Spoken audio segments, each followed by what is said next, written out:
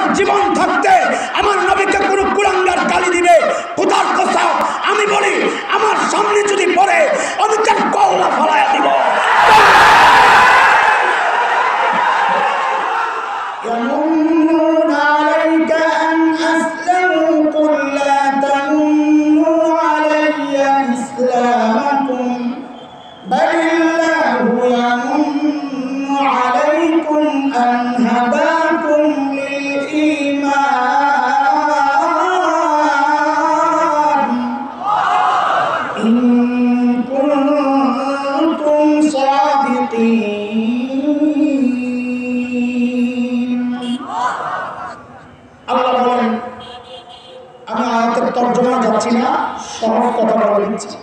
আল্লাহ বলছেন বান্দা ঈমানের নিয়ামত তোমার জন্য আমার পক্ষ থেকে সবচেয়ে বড় একটা নিয়ামত। 2 নম্বর নিয়ামত আমি খুতবায় যে আয়াতে কারিমা তিলাওয়াত করেছি ওখানে আল্লাহ বলেছেন, মালিক বলে লাকাদ মান্নাল্লাহু আলাল মুমিনিনা ইয বা'সা ফীহিম রাসূলান মিন আনফুসিহিম ইয়াতলু আলাইহিম আয়াতিহি ওয়া ইউযাক্কিহিম ওয়া ইউআল্লিমুহুমুল কিতাবা ওয়াল হিকমাহ ওয়া ইন কানূ মিন ক্বাবলু লাফী দালালিন মুবিন।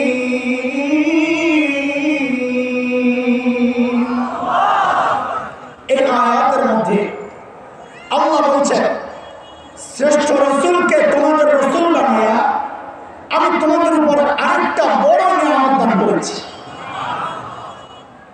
শিক্ষক হিসেবে খুব মনোযোগ লাগবে, একটু সূক্ষ্ম কথা এখানে বলবো ইনশাআল্লাহ। শিক্ষক হিসেবে আল্লাহ তাআলা নবী আলাইহিস সালামকে আমাদেরকে দান করেছেন, এটা আমাদের জন্য বড় ধরনের ভাগ্য, আমাদের কপাল, আলহামদুলিল্লাহ বলে। কেন? কারণ উপযুক্ত শিক্ষক পাওয়া এটা ছাত্রের জন্য ভাগ্যের ব্যাপার, উপযুক্ত ইমাম পাওয়া এটা মুসলিমদের জন্য ভাগ্যের ব্যাপার, উপযুক্ত পীর পাওয়া এটা মুরিদের জন্য ভাগ্যের ব্যাপার, জানাজার জন্য উপযুক্ত ইমাম পাওয়া এটা লাশের জন্য ভাগ্যের ব্যাপার। শেষ হয়ে রাখে হাবিল কাবিলের নাম শুনছেন? কাবিলে তো হাবিলের মাসে প্রথমে দলিল চাইছে, শরীয়ত মানতে চাইছে। তো কাবিলের শরীয়ত ছিল আমাদের মার্কা শরীয়ত। আমাদের মার্কা শরীয়ত বুঝে যতক্ষণ আমার পক্ষে ঠিক আছে, আমার পক্ষে না এটা রাজনৈতিক আলাপ, এটা হচ্ছে আমাদের শরীয়ত। কোরআনের কথা শুনতে রাজি আছে কতক্ষণ? যতক্ষণ আমার পক্ষে থাকে, আমার পক্ষে নাই মানতে রাজি।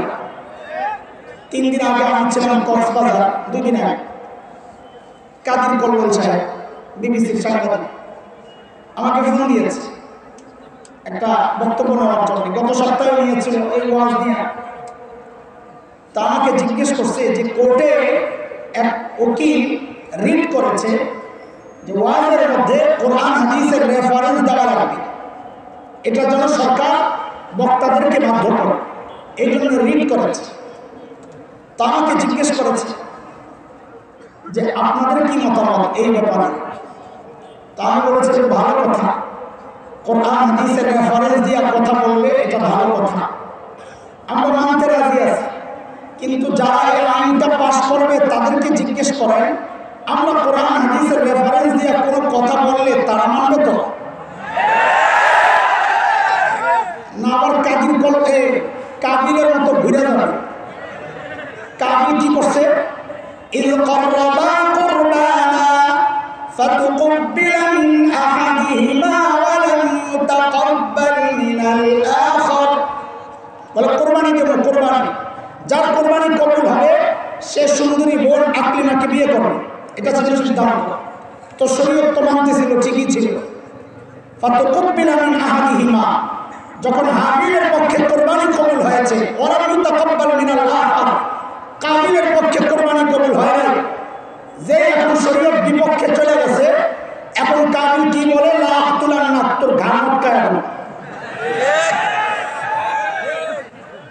কাবিল মার্কা শরীয়ত এই সমাজে আছে।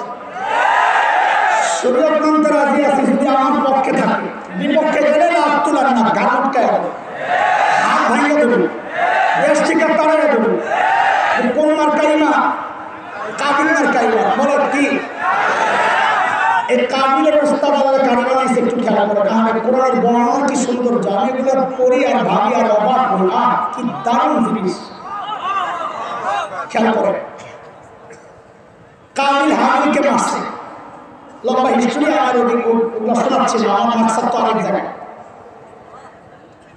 মাইয়া এখন চুপচাপ বয়ে চিন্তা করতেছে, হ্যাঁ রে মারলাম তো এখন করুন কি? কারণ এর আগে কেউ মরে নাই, লাশ কি করে জানে না, ভাজা করে খায় না কি করে না কি কিছু বুঝে না, বয়া বয়া চিন্তা করছে কি করবো।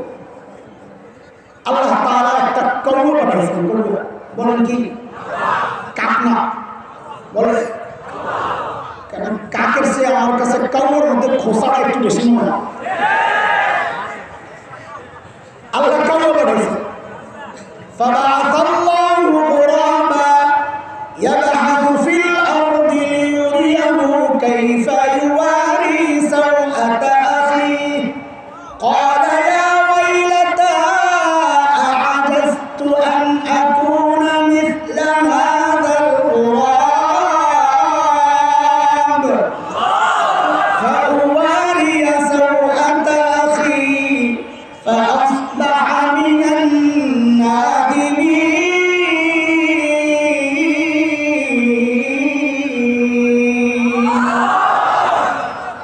আল্লাহ একটা কৌয়া পাঠাইছে। কৌয়া এসে গর্ত করছে, গর্ত আরেক কৌয়ারে দাফন করছে। আল্লাহ দেখাইছেন কেমনে লাশ দাফন করতে হয়। এই দৃশ্য দেখাই কাবিল বলে, ইয়া ওয়াইলাতা আ'জাজতু আন আকুনা মিসলা হাযাল গুরাব। হায় রে, এই কৌয়ার এলমটাও আমার নাই, লাশ দাফন করা আমাকে কৌয়ার থেকে শিখতে হইল। লজ্জা পায় বিষয়টা সামনে আনা। ওই সময়ে নবী ছিলেন কি ছিলেন না? সব যুগের জন্য সময়ের নবীরা সবচাইতে বড় আলেম, জ্ঞানী। আর নবীরা যখন চলে গেছেন শেষ, তখন যারা আলিম ওয়ারাসাতুল আম্বিয়া তারাই সবচেয়ে বড় জ্ঞানী। হযরত আদম আলাইহিস সালাম তখন ছিলেন কি ছিলেন না? কথা বলে এক মনোযোগ দেন, সূক্ষ্ম কথা, সূক্ষ্ম কথা। হযরত আদম আলাইহিস সালাম নবী, আল্লাহ তাআলা চাইলে তো ওহী পাঠাইতে পারতেন, এ নবী আদম, আপনার এক ছেলে আরেক ছেলেকে হত্যা করে লাশ দাফন করতে পারতেছে না, আপনি যায় লাশ দাফন শিখায়া দেন। আল্লাহ পারতেন? আল্লাহ তা করেন নাই। কাবিলের উস্তাদ আল্লাহ নবীকে বানানো নাই। কাবিলের উস্তাদ আল্লাহ বানাইছেন কারে? আর বলেন না, কাবিলের উস্তাদ আল্লাহ কারে বানাইছে? কেন নবী থাকতে কাউয়া কেন উস্তাদ? কারণ নবীকে উস্তাদ হিসাবে পাওয়ার জন্য কপাল লাগে, কপাল কপাল। এই সময়ের কিছু কিছু মানুষ হুমকি ধমকি দেয়, আমাদেরকে থ্রেট দেয় যে আমাদের জানাজা তোমাদের পড়া লাগবে না, আমার বাবার জানাজা আমি নিজেই পড়বো। আরে কমবখ্ত, আলেমের জানাজা পাওয়ার জন্য কপাল লাগে, কপাল।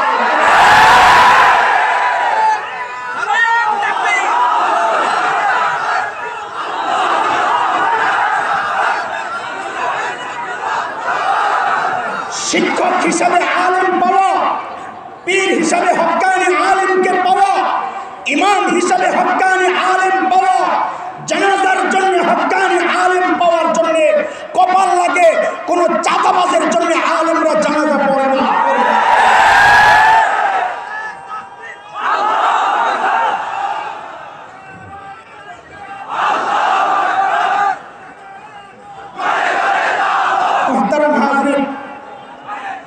আজকে আমার নবীর একটু শান শোনাবো, শান। কত বড় নিয়ামত আল্লাহ দিয়েছেন, কত বড় নিয়ামত। আমার হাতে তো সময় খুবই কম, আপনারা ডিস্টার্ব করলে আমার কথা বলে যাবে। একটু মনোযোগ লাগবে কথা শুনতে, পুরো দূরে কথা না, একটা নির্দিষ্ট টার্গেটে কথা বলুন ইনশাআল্লাহ। দেখেন কে কি মাকসাদে বয়ান করে আমার জানি না, কিন্তু আমরা কিছু মানুষ বয়ানের একটা টার্গেট ঠিক করছি। সেটা হচ্ছে উম্মাহকে জানাবো, উম্মাহকে জানাবো। পাহারাদারের কাজ, ঘরের আশেপাশে ডাকাত ঘুরতেছে, এখন আমি একা সামলাইতে পারবো না, ডাকাত বড় শক্তিশালী, এই জন্য উম্মাহকে জানাবো। এই জানানোর জন্য এই ময়দানে আসা, হয় তারা আখিরাত বরবাদ হচ্ছে অথবা দুনিয়া বরবাদ হচ্ছে। যদি আমরা দেখি দেশের স্বাধীনতা বিপন্ন, তাইলে আমরা কথা বলবো। যদি দেখি দিন বিপন্ন, তাইলে আমরা কথা বলবো। এটা আমার কাজ। আমাকে ওই কাকুর কল্যাণ সাহেব জিজ্ঞেস করছে, আপনারা বয়ানে খালি উস্কানিমূলক কথা বলেন কেন? তা আমি বলি, উস্কানি কারা বলে আগে ওটা ঠিক করো। কারণ বহুদিন পর্যন্ত আমি দেখছি খালি খালি বলে যে রাজনৈতিক আলাপ চলবে না। বহু ইমাম চাকরি গেছে রাজনৈতিক আলাপের জন্য। খবর নিয়ে দেখি রাজনীতির আলাপ কি, কি আলাপটা করলে রাজনীতির আলাপ। আমি তো ক্ষমতায় যেতে রাজি না। আমার যদি দৌড়াই যে বলে কেউ আপনার এমপি বানানো, আমি বলে মাফ চাই, এই কাজ আমার দ্বারা হবে না। আমি চুপচাপ আছি, ভালো আছি, আজ এই রকম আমার না। আমি ময়দানে যাবো ইনশাআল্লাহ, এটা আমার টার্গেট। আমার সংসদে যাওয়া আমার টার্গেট না। আমি চাই আমার মৃত্যু এই অবস্থায় হোক, যে সংসদের সামনে আমার জানাজা হবে এমপি সাহেব, এটা আমি চাই না। আমি চাই আমার মৃত্যু এই অবস্থায় হবে যে আমার লাশ পিজা পাওয়া যাবে, টুকরা টুকরা হয়ে বিচ্ছিন্ন হয়ে ময়দানে ছিটায়া থাকবে। আমি চাই আমার ওই মৃত্যু।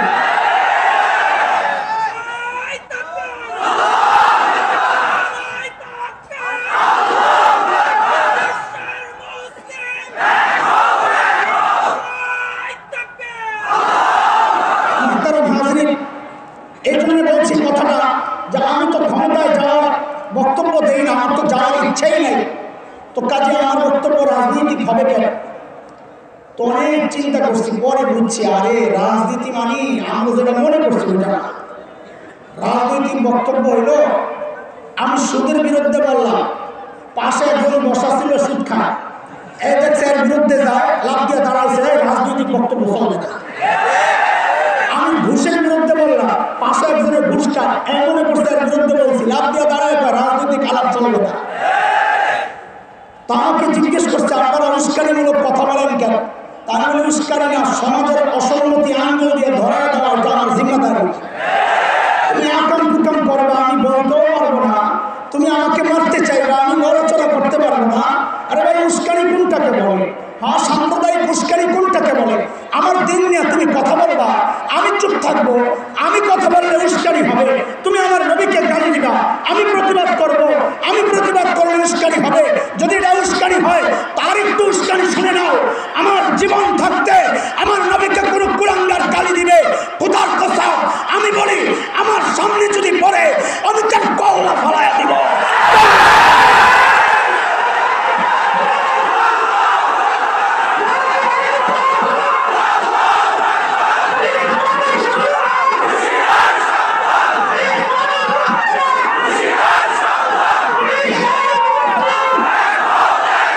উস্কানি কাকে বলে? আমরা জানতে চাই উস্কানি কাকে বলে। তোমার বাবাকে গালি দিলে তুমি এটাকে উস্কানি বলো, তোমাকে নিয়ে কটূক্তি করলে তুমি উস্কানি বলো। আরে আমার নবীকে গালি দিলে, তোমার বাবাকে গালি দিলে তুমি যতটা কষ্ট পাও, ইমানদার তার নবীকে গালি দিলে তার কলিজাটা জোরে পড়ে ছাই হয়ে যায়। সেই জায়গা থেকে বলি, বাবাকে গালি দিলে যদি বিচার হয়, আমার নবীকে গালি দিলে বিচার করতে হবে। অন্য কোনো বিচার মানি না, একটাই বিচার, মৃত্যুদণ্ড দিতে হবে, মৃত্যুদণ্ড দিতে হবে।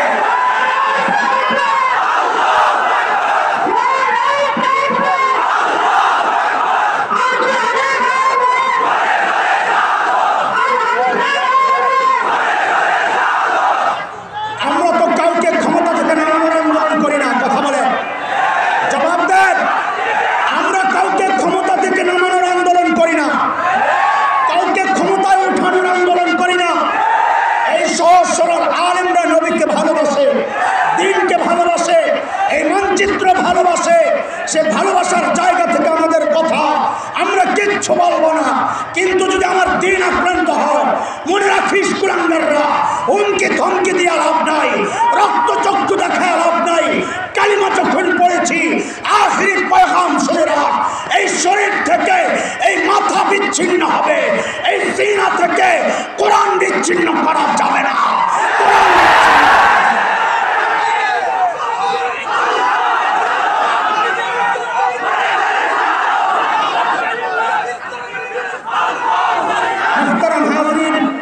মুহতারাম হাজরিন, খেয়াল করেন কথা। উস্কানি কাকে বলে আমরা জানতে চাই।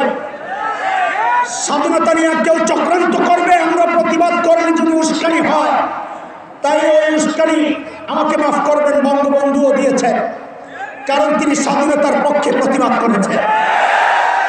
7ই মার্চের সেই তপ্ত ভাষণ আমরা ভুলি নাই, কথা বলেন।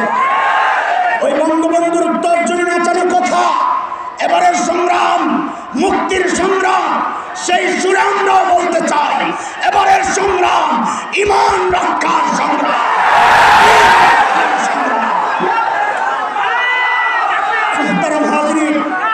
আমি আজকে আমার নবীর শান আর মান একটু শোনাইতে চাই, নবীর শান আর মান একটু শোনাইতে চাই। কেন? আমার একটা টার্গেট আছে। আমি বলতে চাই যে আমাদের বক্তব্যগুলো একটা টার্গেটে আমরা আগাচ্ছি।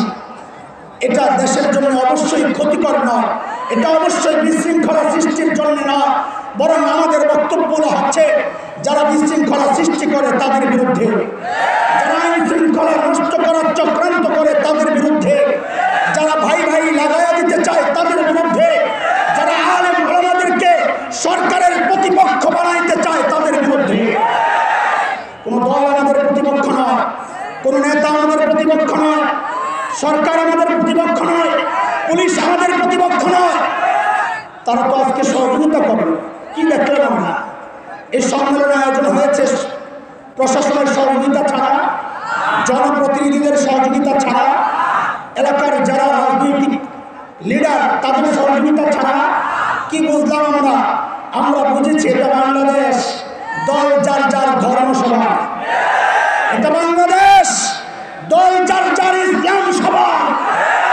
এই জায়গায় কোনো কম্প্রোমাইজ নাই, কথা বলেন ঠিক কিনা? সব কিছু বরদাস্ত করা যাবে, আমার দিন আক্রান্ত হবে, ওলামায়ে কেরাম হুমকির মুখে থাকবে।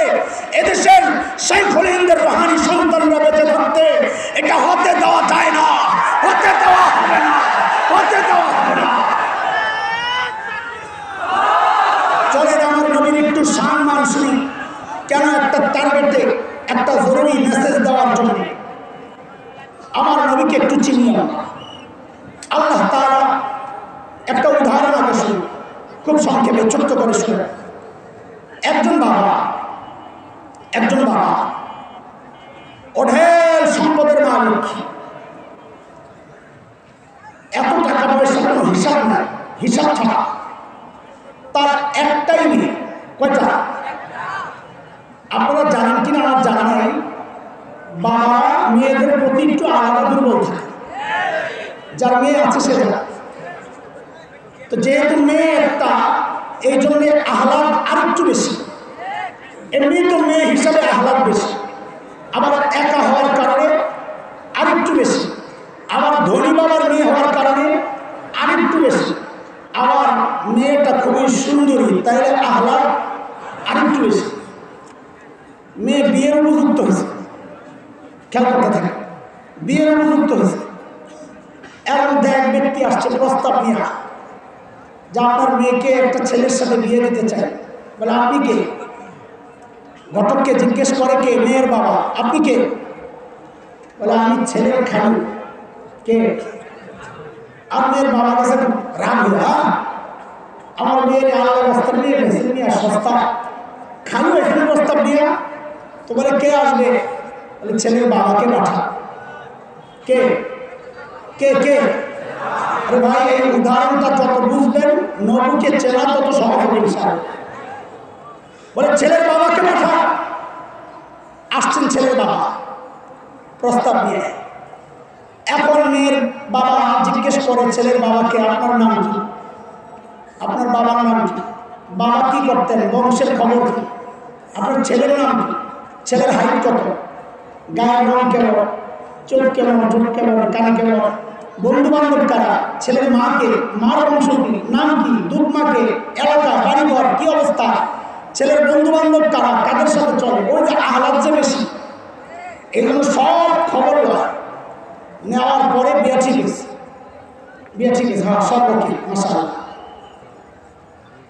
এখন মেয়েকে বিদায় দেওয়ার সময় মেয়ের বাবা মার্কেট করবে, মেয়েকে বিদায় দেবে, বাজারে যাওয়া সবচাইতে দামি পোশাকটা কিনবে কি কিনবে না? কেন? তার তো টাকার অভাব নাই, খরচের জায়গা নাই, টাকার অভাব নাই আর খরচের, সবচাইতে দামি পোশাকটা কিনেছে, সবচাইতে দামি গয়না কিনেছে, সবচাইতে দামি প্রসাধনী কিনেছে, সাজগোজের জিনিস কিনেছে, সব সুন্দর সুন্দর জিনিস দিয়া সাজায় তারপরে মেয়েরে বিদায় দিয়েছে। ঠিক আল্লাহ সুবহানাহু ওয়া তাআলা প্রিয় হাবিব সাল্লাল্লাহু আলাইহি ওয়াসাল্লামকে দুনিয়ায় পাঠানোর ক্ষেত্রে সব বিষয় লক্ষ্য করেছেন। সর্বপ্রথম যে আমার নবীকে আমি দুনিয়ায় ফ্রিতে পাঠাবো না, ফ্রিতে পাঠাবো না, ফ্রি জিনিসের দাম থাকে না, এটা হচ্ছে দুনিয়ার মানুষের নেচার। যে জিনিস অর্জন করা যত কষ্ট হয় ওইটার প্রতি তার আগ্রহ মায়া মমতা তত বেশি থাকে, কথা ঠিক কিনা? আমি আমার নবীকে দুনিয়ায় ফ্রিতে পাঠাবো না। তো বলে কেমনি পাঠাবো? বলে প্রস্তাব দিয়ে নেওয়া লাগবে, চায়া চায়া নেওয়া লাগবে। কারো সর্বনাশ। তো কে প্রস্তাব দিবে? বলে ছেলের বাবা। কে দিবে? আর কে দিবে? ছেলের বাবাকে। মিল্লাতা আবিকুম ইব্রাহিম হুয়া সাম্মাকুমুল মুসলিমিন।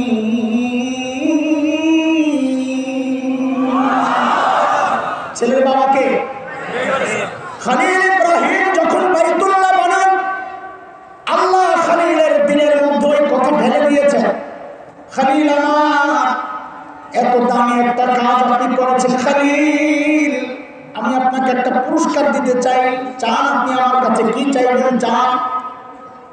খলিল চিন্তা করেছেন সারা জীবন আল্লাহর কাছে চেয়ে চেয়ে পাইলাম যাবিহুল্লাহ জামজাম ওয়ালা ইসমাঈল। এইবার যেহেতু সুযোগ পেয়ে গেছি, এইবার আর ছোট মোটো কিছু চাইব না, এইবার আল্লাহর কাছে খলিল চায় বসছে, আল্লাহ আমি এবার চাই আপনার কাছে কৌসারওয়ালা।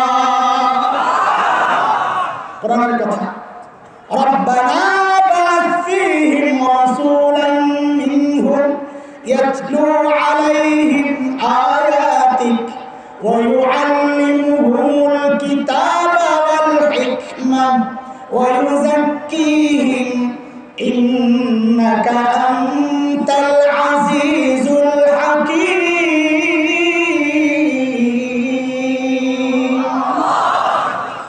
বলেন তো এইবার আল্লাহর কাছে নবীর জন্য দরখাস্ত লেখছেন কে? আমি যা বলি তা বলেন খলিলুল্লাহ। বলেন বলেন কে পাঠাইলেন? পাশে কিন্তু বসা আছেন যাবিহুল্লাহ ইসমাঈল। যাবিহুল্লাহ আমিন বলছেন, আমিন কি বলছেন? মানে ওই দরখাস্তের মধ্যে সুপারিশ করছেন। এবার মিলায়া বলেন দরখাস্ত পাঠাইলেন কে?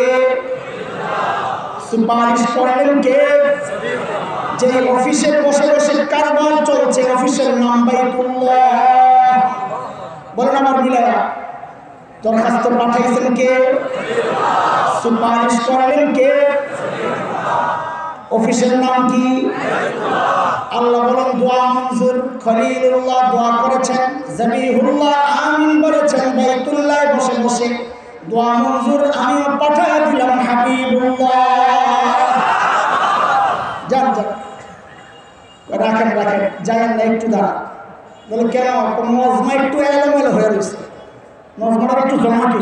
প্রধান বক্তা আসতেছে, এর আগের বক্তা বয়ান করতেছে, প্রধান বক্তা আটকায় গেছে, চন্দ্র আপনি বলতে স্পেশাল জায়গা আটকায় গেছে। তো এখন ফোন দিছে সভাপতি সাহেব, ভাই একটু দেরি কানা কানা বলে হুজুর বয়ানটা ছেড়েন না আপনি, আর 10টা মিনিট চালায় নেন।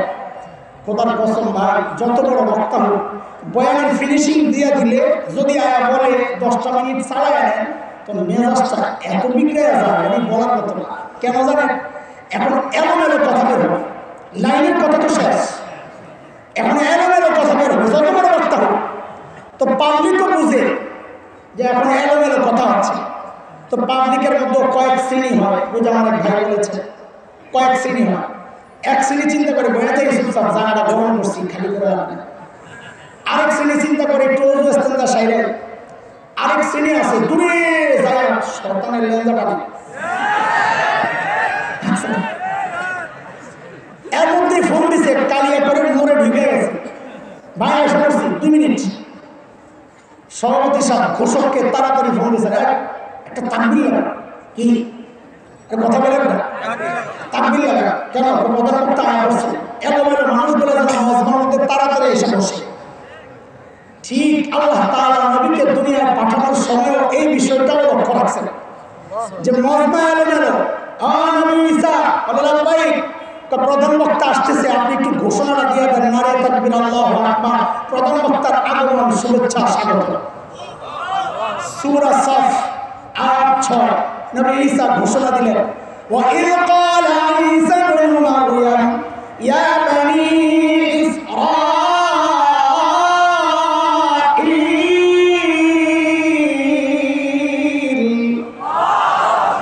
ঘোষণার 2টা কথা। 1 নম্বর, ইন্নী রাসূলুল্লাহি ইলাইকুম মুসাদ্দিকান লিমা বাইনা ইয়াদাইয়া মিনাত তাওরাত। 2 নম্বর, ওয়া মুবাশশিরান বিরাসূলিন ইয়াতি মিন বা'দি ইসমিহি আহমদ। ঘোষণার কথা কয়টা বলেন তো, কয়টা? আচ্ছা, এখানে আপনাদেরকে একটা প্রশ্ন করি, আপনারা জানেন কিনা দেখি। কিয়ামতের আগে হযরত ঈসা আলাইহিস সালাম দুনিয়ায় আবার আসবেন কিনা? কেন আসবেন জানেন? হ্যাঁ, আচ্ছা আচ্ছা, মাশাআল্লাহ। মুহাক্কিকরা অনেক কারণ বলেছেন, এর মধ্যে একটা কারণ যেটা আপনারা জানেন, হযরত ঈসা আলাইহিস সালাম আল্লাহর কাছে দোয়া করছেন, ওই শুনছেন আল্লাহর কাছ থেকে যে আখিরি পয়গম্বরের উম্মতের অনেক দাম। তো হযরত ঈসার মনে মনে শখ জাগছে, আল্লাহ আমারও যদি আখিরি পয়গম্বরের উম্মত বানায়া দুনিয়ায় পাঠাইতেন।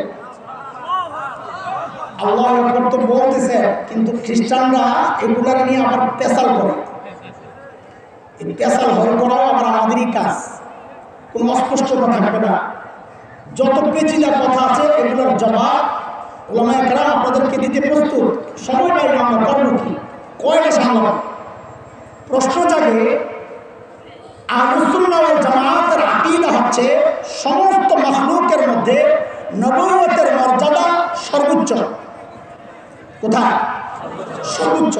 ফেরেশতাদের চেয়ে নবীরা বেশি দামি।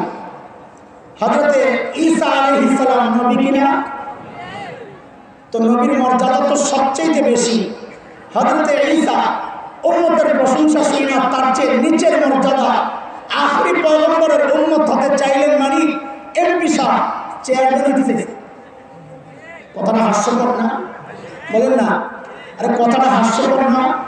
নবী যদি উম্মত হতে চায় তো যারা এমপি সাহেব কি হতে চাইছে? এই কথাটা হাস্যকর কিনা? খ্রিস্টানরা প্রশ্ন করে, তোমরা নবী কথাটা ঠিক করে নাই, যদি ঠিক করে থাকে তো তোমরা আকীদা ঠিক করো। ওই যে বলো সব নবীদের মর্যাদা উম্মতের চেয়ে দামি, কই নবী ঈসা কম মর্যাদার উম্মত হতে চাইলেন কি জন্যে? বুঝা গেল তোমার নবী মিথ্যা বলছেন। ঘটনাটা কি আসলে? ঘটনাটা হলো কি, আমরা ঢাকাইরা আমরা বিরিয়ানি পাগল। ওই যে পুরান ঢাকায় গেলে দেখবেন আপনার এলাকায় যে কটা মুদির দোকান আছে তার চেয়ে বহুগুণ বেশি বিরিয়ানির দোকান আছে।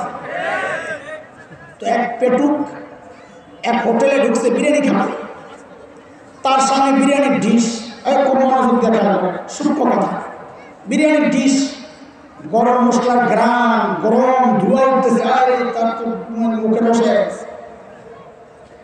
এর মধ্যে হোটেলের একটা ছেলে এসে বলে কি, স্যার আমাদের হোটেলের একটা স্পেশাল চাটনি আছে, দেবো স্যার? ওই দাও দাও। আচ্ছা বলেন আপনারা, এই যে চাটনি চাইলো, চাটনির দাম বেশি না বিরিয়ানির দাম বেশি? বলেন না, বুঝেন নাই? বিরিয়ানির দাম বেশি না চাটনির দাম বেশি? তাই এই লোক যে চাটনি চাইছে কি বিরিয়ানি বাদ দিয়া, না বিরিয়ানির স্বাদ বাড়ানোর জন্য চাটনি চাইছে, না বিরিয়ানি বাদ দিয়ে বসে বসে চাটনি খাবে? হযরত ঈসা আলাইহিস সালাম নবুয়তের বিরিয়ানির ডিশ সামনে আল্লাহ জানাইলেন নবী ঈসা আখেরি পয়গম্বরের উম্মতের চাটনি কিন্তু খুব দামি মজা। তো হযরত ঈসা কি বলেন, আল্লাহ দেন না আখেরি পয়গম্বরের উম্মতের একটু চাটনি, আমার নবুয়তের বিরিয়ানির স্বাদটা একটু বাড়ায় দেন। ঠিক আছে কথা? আচ্ছা, এটা একটা কারণ হযরত ঈসা কিয়ামতের আগে আবার আসবে। আরেকটা কারণ হলো মাহফিলের সিস্টেম হচ্ছে যিনি ঘোষক থাকে মাহফিল শেষ হলে তিনি আবার মাইকটা হাতে নেন, মাইকটা হাতে নিয়ে বলে আজকের মতো মাহফিল এখানে সমাপ্ত, আবার দেখা হবে, বলে কিনা? তো আল্লাহ হযরত ঈসাকে বলে, ঈসা আলাইহিস আপনি না আখেরি পয়গম্বর শেষ বক্তা প্রধান বক্তার আগমনের ঘোষণা দিয়েছেন? বলে হ্যাঁ। তাইলে কিয়ামতের আগে আপনি আবার দুনিয়ায় যান, যাই মাহফিল যে শেষ, দুনিয়া যে শেষ হবে ওই ঘোষণা আপনি দিয়ে আসেন। আরে বুঝতেছেন কিনা কথাবার্তা? আল্লাহু আকবার, আমার নবীর শান। হযরত ঈসা ঘোষণা দিলেন, ইয়া বনী ইসরাঈল ইন্নী রাসূলুল্লাহি ইলাইকুম। ভাই, নবীর সম্মান শোনাইতেছি না, মাকসাদ এটা না, মাকসাদ আরেকটা। বাচ্চারা ডাক্তারের কাছে গেলে ডাক্তার যদি মনে করে ইনজেকশন দেওয়া লাগবে, টিকা, তো অনেক বিজ্ঞ ডাক্তার কি করে, বাচ্চার হাতে একটা চকলেট ধরা, মেরে বাজার তুই চকলেটটা খা। বাচ্চা বয়ে বয়ে চকলেট খায়, ওই ফাঁকে ডাক্তার আস্তে করে ইনজেকশন ঢুকায় দেয়। নবীর সম্মান মানে তোর করে চকলেট খাওয়াইতেছি, আমি আমার ফাঁক মতো ইনজেকশন ঠিকই দিয়ে দিলাম। মাকসাদ আসলে ওইটা, ইনজেকশন চকলেট মাকসাদ না। শোনো তো আমার নবীর শান, আল্লাহু আকবার, আল্লাহু আকবার।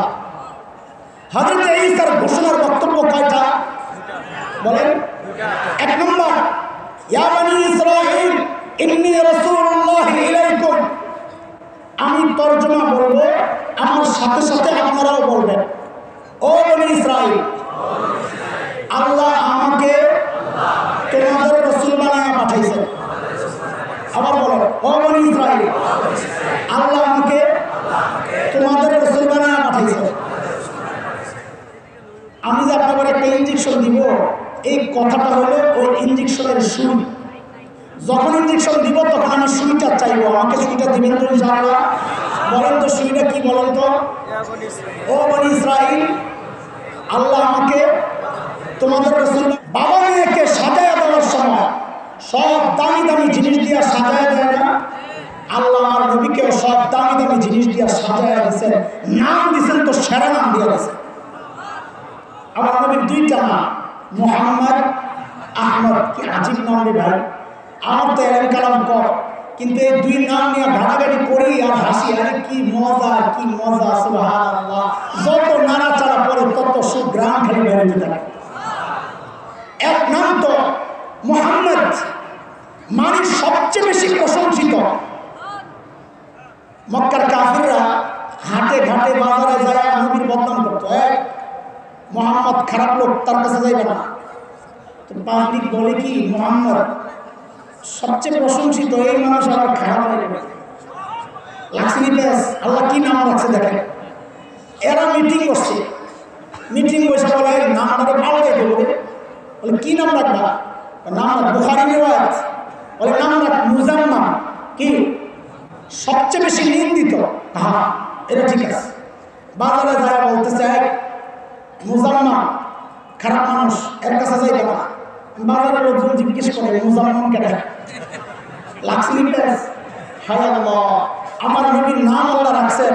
বলে সারা জিন্দিগি তুমি বসে বসে বদনাম করবা, দিন শেষে জিজ্ঞেস করা হবে তুই কার বদনাম করলি রে? বলে যিনি সবচেয়ে বেশি প্রশংসিত। তুই কি পাগল? আর আল্লাহর দুশ্মন, নবীর দুশ্মনদের নামগুলো যেন আল্লাহ আগের থেকে ফিট করে রাখছে। সাম্প্রতিক কালের এক দুশ্মন ফ্রান্সের প্রেসিডেন্ট, কি নাম? ম্যাক্রো না? আমি একদিন আর্মি দিয়ে এই হাসতে হাসতে শেষ। ম্যাক্রো এই মাকরু হয়ে গেছে। আর কি মাকরু মানে কি? অপছন্দনীয়। তার মানে কেউ যদি এটাকে প্রশংসা করে, দিন শেষে জিজ্ঞেস করবে কার প্রশংসা করলা? বলে মাকরু সাহেব। আমার নবীর আরেক নাম আহমদ। কি? আরে আল্লাহ কি সুন্দর নাম রাখছেন।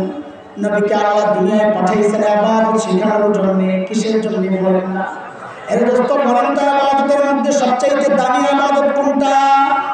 বলেন বলেন। আল্লাহ আমার নবীর নামটা দিয়া ওই নামাজকে সাজাইছেন। সুবহানাল্লাহ। আরে কেমনে? বলে আহমদ লিখতে অক্ষর লাগে 4টা। কয়টা? আলিফ, হা, মিম, দাল। আল্লাহু আকবার।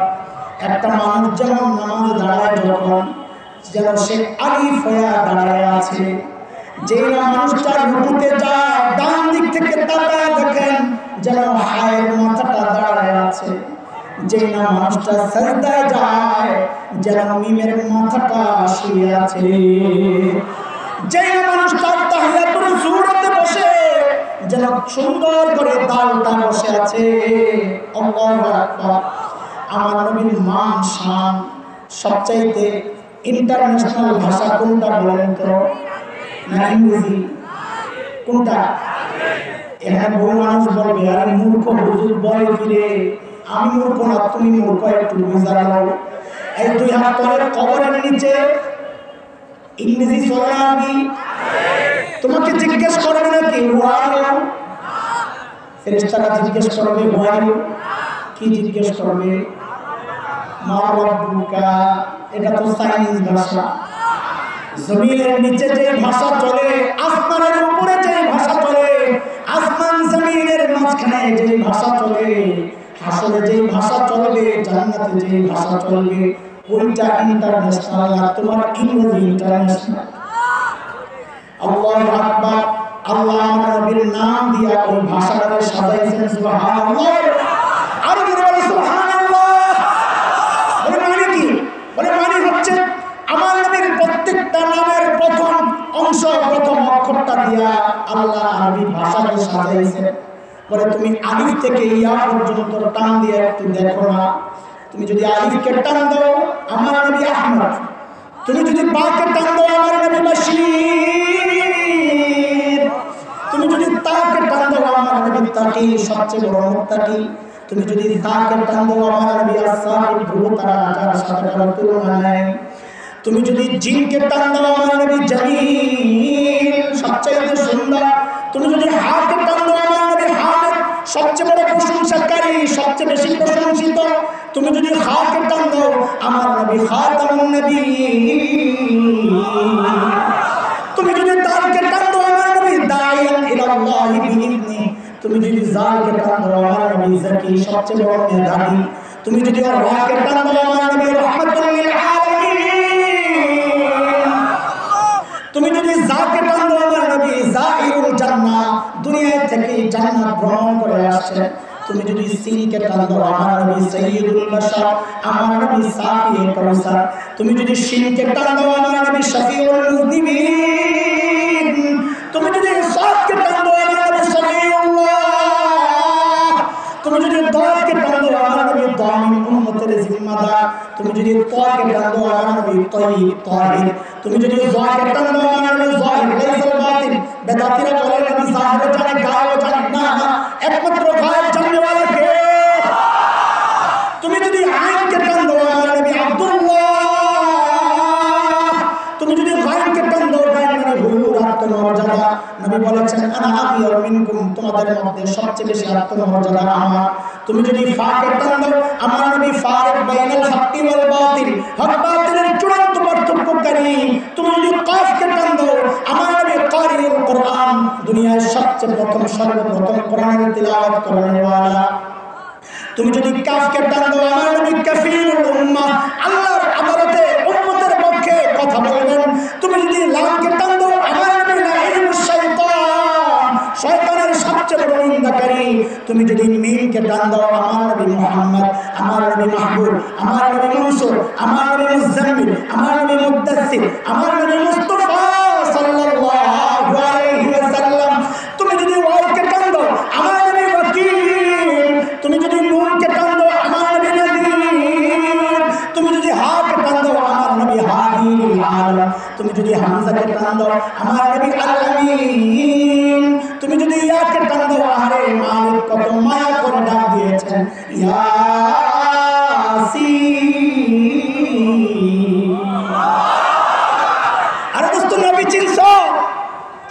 চিনো না? বলে চিনি হুজুর। তোমার চুল বলে তুমি নবী চিনো না, তোমার মুখ বলে তুমি নবী চিনো না, তোমার জামা বলে তুমি নবী চিনো না, তোমার দলীয় চিন্তা বলে তুমি নবী চিনো না, তোমার বিবির পোশাক বলে তুমি নবী চিনো না, তোমার বিয়ে শাদীর প্রোগ্রাম বলে তুমি নবী চিনো না। ও দোস্ত, সব তো ঠিক আছে, আল্লাহ আমার নবীকে সব সেরা সেরা জিনিস দিয়ে সাজাইছেন, সব তো ঠিক আছে। চোখ দিচ্ছেন তো সেরা চোখ দিচ্ছেন, ঠোঁট দিচ্ছেন তো সেরা ঠোঁট দিচ্ছেন, দাঁত দিচ্ছেন তো সেরা দাঁত দিচ্ছেন, আরো কয়টা বলবো, ঘাম দিচ্ছেন তো সেরা ঘাম দিচ্ছেন। আমার আর তোমার ঘামের মধ্যে দুর্গন্ধের গন্ধে ধারে কাছে কেউ থাকতে পারে না। আর আমার নবীর ঘাম সাহাবায়ে কেরাম সংগ্রহ করতেন কেন? কোন প্রোগ্রাম আসলে একটু বাইর করে দিতেন, পুরা অনুষ্ঠানটা সুঘ্রাণে মঙ্গল করতে হবে। সব ঠিক আছে, কিন্তু একটা জায়গায় এখানে একটু ঝামেলা, এটাই মূল কথা। আজান কয়টা বন্ধ করে দিলে চলবে, কিন্তু আমার তো রাখেন। একটা খালি সমস্যা, ওই যে শুরুতে বলেছি, বাবা মেয়েকে বিয়ে দেওয়ার সময় দেখে না ছেলের বাড়িঘর ঠিক আছে কিনা, দেখে না দেখে না? আল্লাহ তো সবই ঠিক আছে, সব সেরা সেরা জিনিসই দিলেন, কিন্তু একটা একটু কেমন কেমন লাগতেছে। কোনটা রে? ওই নবীরা আল্লাহ পাঠাইলেন জাজিরাতুল আরবে, তাই না? কেমন বিষয়?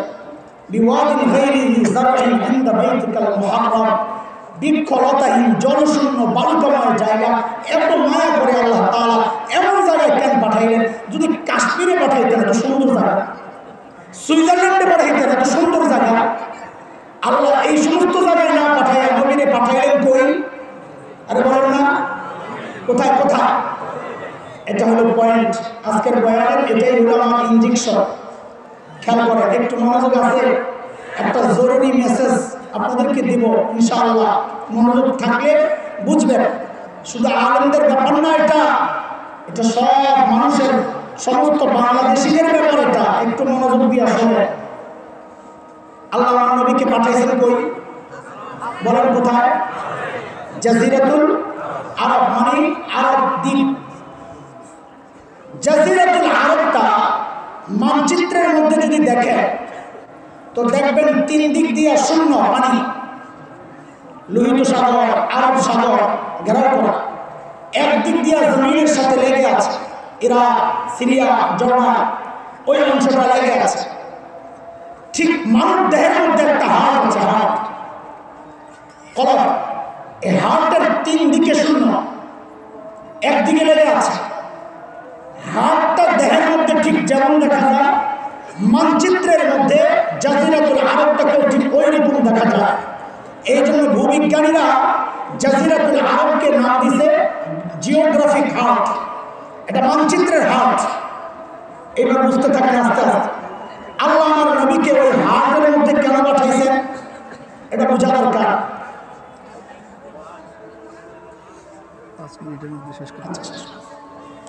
আল্লাহ আমার নবীকে হার্টে কেন পাঠাইছেন? হার্টে পাঠানোর কারণ হচ্ছে, দুনিয়া আমার নবী আসার আগে যত দর্শন ছিল, দার্শনিকরা ছিল, গ্রিক দর্শন, ব্যাবিলিয়ন, রোমান, পারস্য, বাগদাদি, মিশরি, সমস্ত দার্শনিকদের বক্তব্য ছিল মানুষকে নিয়ন্ত্রণ করে তার ব্রেন। কে? সর্বপ্রথম আমার নবী ঘোষণা দিলেন যে না, মানুষকে তার ব্রেন নিয়ন্ত্রণ করে না, মানুষকে নিয়ন্ত্রণ করে তার হার্ট। কে? নবী বললেন, আলা ইন্না ফিল জাসাদি মুদগাহ ইযা সালাহাত সালাহাল জাসাদু কুল্লু ওয়া ইযা ফাসাদাত ফাসাদাল জাসাদু কুল্লু আলা ওয়া হিয়াল কলব। এরা আমার উম্মত, মানব দেহের মধ্যে একটা গোশতের টুকরা আছে, ওই গোশতের টুকরা যদি ঠিক হয়ে যায় দেহটা ঠিক হয়ে যাবে, ওই গোশতের টুকরা যদি নষ্ট হয়ে যায় গোটা বডি নষ্ট হয়ে যাবে। এতদিন পর্যন্ত এই হাদিস তো পীর সাহেবরা আত্মশুদ্ধির জন্য ব্যবহার করেছে, আমরা একটু আরেক জায়গায় ব্যবহার করে চলে। আল্লাহ তাআলা আমার নবীকে ওই হার্ট জাজিরাতুল আরবে কেন পাঠাইছেন? বলে যেহেতু আমার নবী একমাত্র বিশ্ব নবী, বলেন আমার নবী কি? আরে কথা এদিকে এদিকে শেষ করতেছি। আমার নবী কি? বিশ্ব নবী। আল্লাহ আমার নবীকে ওই হাটের মধ্যে পাঠিয়েছেন কেন? ও নবী, আপনি তো বিশ্ব নবী, আপনি হাটের মধ্যে মেহনত করেন, হাট ঠিক হয়ে গেলে গোটা দুনিয়ার বডি ঠিক হয়ে যাবে। আজকের দুনিয়ার বাস্তবতা হচ্ছে ওই আরব বিশ্ব হাটের মধ্যে গন্ডগোল শুরু হয়েছে, যার কারণে গোটা দুনিয়ার মুসলমানদের মধ্যে গন্ডগোল শুরু হয়ে গেছে। এবার বুঝে আসছে আল্লাহ তাআলা আমার নবীকে হাটে কেন পাঠিয়েছেন। একটা উদাহরণ দিয়ে আমি শেষ করতেছি। হযরত আসছেন, হযরত আসছেন, আসবে। আচ্ছা আচ্ছা, একটা উদাহরণ শুনুন। আমাদের একজন বড় মুফাসসির ছিলেন আল্লামা আব্দুল গফফার রাহমাতুল্লাহি আলাইহি, নাম শুনেছেন? হযরত একটা উদাহরণ দিয়েছেন বড় দারুণ। ইন্ডিয়ায় গেছেন এক সফরে, আলেমদের কাফেলা, বড় প্লেটের মধ্যে গরম শুকনা খিচুড়ি খাইতে দিয়েছে, মাঝখানে ঘি। তো গরমের তাপে ঘি গেছে বইলা। পশ্চিম দিকে যে মানুষরা বসছে উনি হঠাৎ করে কি করলেন, ঘিয়ের মধ্যে আঙুলটা ঢুকাইয়া নিজের দিকে একটা টান মারছে। মায়েরা কি বলে, ওই যে মক্কা থেকে হাবশা হলো পশ্চিম দিকে, লোহিত সাগরের পশ্চিম পার, আজকের দুনিয়ার ইথিওপিয়া, এরিত্রিয়া, নবী যুগের হাবশা। ঘিয়ের মধ্যে আঙুল দিয়া নিজের দিকে টান মারে আর বলে কি, ইসলাম প্রথমে মক্কা থেকে হাবশার দিকে হিজরত করছে। ঘি তো মাঝখানে ঘুরে বানাইছে ইসলাম। পূর্ব দিকে যে মহানগর খাইছিল, ঘি তো জায়গা হাবশা, উনি তাড়াতাড়ি আঙুল দিয়ে নিজের দিকে মারছে আরেকটা। এরপর ইসলাম মক্কা থেকে মদিনার দিকে হিজরত করছে। এখন ঘি ছুটছে হাবশার দিকে আর মদিনার দিকে। আব্দুল গাফফার সাহেবের সর্বনাশ, ঘি তো আমার কপালে নেই। তাড়াতাড়ি হাতাগুলো বসছে, ওটা ঘিটারে পুরো খিচুড়ির মধ্যে মাখছেন। মাখেন আর বলেন কি, এরপর ইসলাম গোটা দুনিয়ায় ছড়ায় গেছে। এর দোস্ত, আল্লাহ তাআলা আমার নবীকে জাজিরাতুল আরবে এই জন্য পাঠাইছেন যেন ইসলাম সমান্তরে গোটা দুনিয়ায় ছড়ায় যায়। বুঝে আসছে কথা? বিষয় জানা। বিষয় কি? যুবকরা খেয়াল করো, বাংলাদেশের আকাশে শকুনের আনাগোনা পরিলক্ষিত হচ্ছে। উত্তরবঙ্গ পার্বত্য অঞ্চল হাজার হাজার খ্রিস্টান মিশনারি লক্ষ লক্ষ মুসলমানকে খ্রিস্টান বানাচ্ছে। আমি খুব সংক্ষেপ করছি। আমরা গেলাম দিনাজপুরে দাওয়াতি কাফেলা নিয়ে। খ্রিস্টান মিশনারিরা পুলিশের কাছে নালিশ করেছে, ঢাকা থেকে কিছু মৌলবি আসছে, এদের মতিগতি ভালো না, মারামারি লাগবে। পুলিশ আমাদেরকে ডাকাইল, আপনারা কারা, কেন আসছে?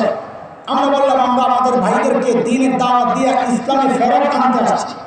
তখন পুলিশ আমাদেরকে একটা প্রশ্ন করেছে, সেটা হচ্ছে, হুজুর একটা কথা বলে, আমরা মুসলমানরা ইসলামের দাওয়াত গোটা দুনিয়ায় দেই, আমেরিকায় দেই, ইউরোপে দেই, চীনে দেই, হ্যাঁ অস্ট্রেলিয়ায় দেই, আফ্রিকায় দেই, আমাদেরকে তো কেউ বাধা দেয় না। খ্রিস্টানরা বাংলাদেশে এসা তাদের ধর্মের দাওয়াত দিলে আমরা কেন বাধা দিই? বুঝে আসছি না কথা? আমি যে প্রশ্ন করলাম, এখন অনেকের মাথায় এটা ঘুরতেছে, হ্যাঁ কথা তো ঠিকই আছে। ইসলামের দাওয়াত যদি গোটা দুনিয়ায় চলে, তো খ্রিস্টানদের দাওয়াত বাংলাদেশে কেন চলবে না? কেন চলবে না জানে? এই প্রশ্ন যে করবে সে আসলে তার নবী চিনে নাই। কেন? আমার নবী দুনিয়ায় আসার আগ পর্যন্ত আল্লাহ যত নবী দুনিয়ায় পাঠিয়েছেন তার সাথে তিনটা বিষয় ছিল নির্ধারিত। কয়টা? কয়টা? কয়টা? পরীক্ষা করানোর শেষ কথা। এক নম্বর, ওই নবীর টাইম ছিল নির্ধারিত। কি ছিল? আমার নবীর কোনো টাইম নির্ধারিত নাই, তিনি কিয়ামত পর্যন্ত নবী। যত নবী দুনিয়ায় আসছে তার অঞ্চল ছিল নির্ধারিত। হযরত ঈসা নিজে বলেছেন, আজকের বিকৃত বাইবেলের মধ্যে আসছে, হযরত ঈসা বলেছেন আমাকে আল্লাহ বাইতুল মুকাদ্দাস অঞ্চলের একটা নির্দিষ্ট অঞ্চলের জন্য পাঠিয়েছে। 3 নম্বর, ওই যে শুই রেখে আসছে, মনে আছে কি কি? হে বনী ইসরাইল, আল্লাহ আমাকে তোমাদের রাসূল বানায়া দুনিয়ায় আল্লাহ যত নবী পাঠাইছেন সমস্ত নবীর জন্য তার কওম ছিল নির্ধারিত। প্রমাণ ওই যে হযরত ঈসা নিজে বলেছেন, ও বনী ইসরাইল, আল্লাহ আমাকে তোমাদের রাসূল বানায়া পাঠাইছেন। আমার নবীকে আল্লাহ কোনো নির্দিষ্ট অঞ্চলের জন্য পাঠান নাই, তিনি নির্দিষ্ট কওমের জন্য নবী না। আমার নবীর কোনো টাইম নির্ধারিত নাই। এইবার বুঝেন, খ্রিস্টানরা বাংলাদেশে তাদের ধর্মের দাওয়াত কেন দিতে পারবে না? কারণ আল্লাহ হযরত ঈসাকে বাংলাদেশের জন্য নবী বানায়া পাঠান নাই। আল্লাহ হযরত ঈসাকে এই যুগের জন্য নবী বানায়া পাঠান নাই। আল্লাহ হযরত ঈসাকে মুসলমানদের নবী বানায়া পাঠান নাই। তাকে আল্লাহ বনী ইসরাইলের জন্য নবী বানায়া পাঠাইছেন। আমরা বিশ্ব নবী, তিনি আমেরিকার নবী। ইসলামের দাওয়াত আমেরিকায় চলবে, আমার নবী বিশ্ব নবী, তিনি ইউরোপের নবী। ইসলামের দাওয়াত ইউরোপে চলবে। আমরা তো ভালো মানুষ বই না, তাদেরকে কিচ্ছু বলি না, কিন্তু এটা এক সত্য কথা। এ মুসলমান শুনে রাখো, তাদের গতি ভালো না। পূর্ব তিমুর তার সাক্ষী। ওই ইন্দোনেশিয়া থেকে খ্রিস্টানরা বিচ্ছিন্ন করে আলাদা রাষ্ট্র কায়েম করেছে। দক্ষিণ সুদান সাক্ষী, মুসলমান থেকে বিচ্ছিন্ন করে আলাদা খ্রিস্ট রাজ্য কায়েম করেছে। এটাই তাদের আসল মতলব। উত্তরবঙ্গকে কেন্দ্র করে, পার্বত্যাঞ্চলকে কেন্দ্র করে খ্রিস্টান বানায়া এই ভূখণ্ডকে টুকরা টুকরা করতে যাচ্ছে। আমাদের স্পষ্ট ঘোষণা, 1971 দেশ মুক্তির জন্য একবার মুক্তিযুদ্ধ হয়েছে। মানচিত্র রক্ষা, ইমান রক্ষা। যদি আবার যুদ্ধ করতে হয়, আবার যুদ্ধ হবে, আবার যুদ্ধ